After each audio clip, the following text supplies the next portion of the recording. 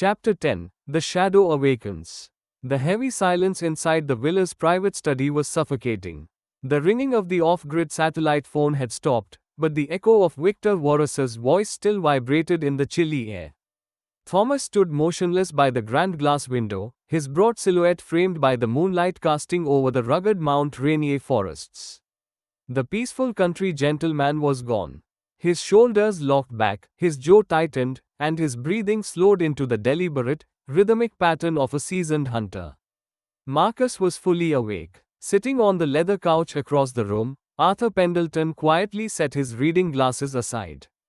He didn't look panicked. His eyes held the deep, steady wisdom of a man who had seen the world's ugliest corners. Arthur had kept a profound secret for over 20 years. He had always known that Thomas was Marcus, the legendary shadow. Decades ago, Arthur was the high-level contact who had quietly offered the broken, fleeing agent a job on the estate, eventually welcoming him into the family as his son-in-law. Arthur leaned forward, resting his weathered hands on the head of his cane. Guided by his fierce instincts as the head of the village, he spoke in a low, commanding tone. "We will handle this, Marcus. I will call in our local security forces. We will lock down the borders of this town and take care of whoever is coming."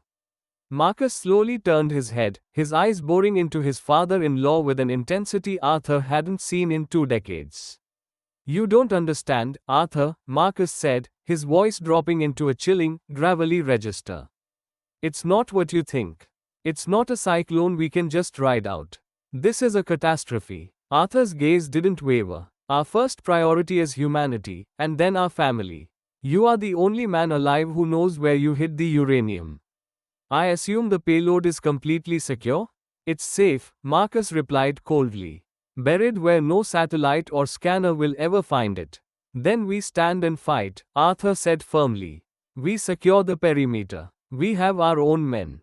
Marcus didn't have the heart to tell Arthur that the local village guards would be utterly vaporized by the Tier 1 global mercenaries Victor Voros was deploying. Outside the heavy oak doors of the study, the rest of the house remained blissfully ignorant. Sarah was in the kitchen setting the breakfast menu for tomorrow, while Clara and Vivian were upstairs laughing, completely unaware that their world was about to catch fire. Meanwhile, the Black Mountain roads leading into Greenwater were choked with thick fog. Cutting through the mist, a convoy of unlit, heavy-duty black SUVs silently rolled past the village boundary markers. The first batch of Syndicate operatives had arrived. Victor Voros was ruthless, but he wasn't stupid.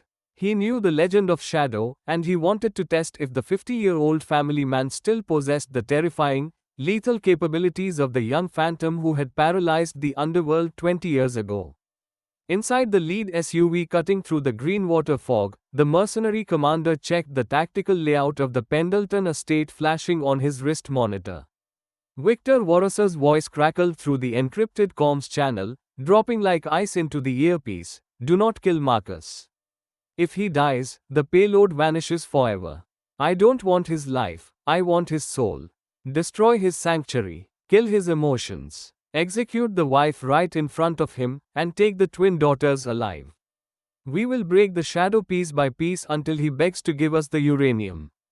The mercenaries racked the bolts of their suppressed automatic rifles, their thermal scopes calibrating to target the glowing heat signatures of the villa. The storm had officially breached the village.